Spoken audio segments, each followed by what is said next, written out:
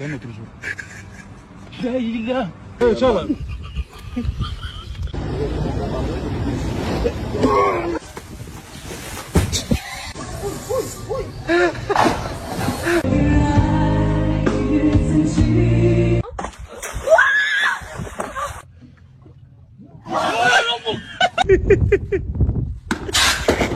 കാർപ്പൂട്ടേട്ടൻ ഒന്ന് പിടിച്ചോ ആളെത്ര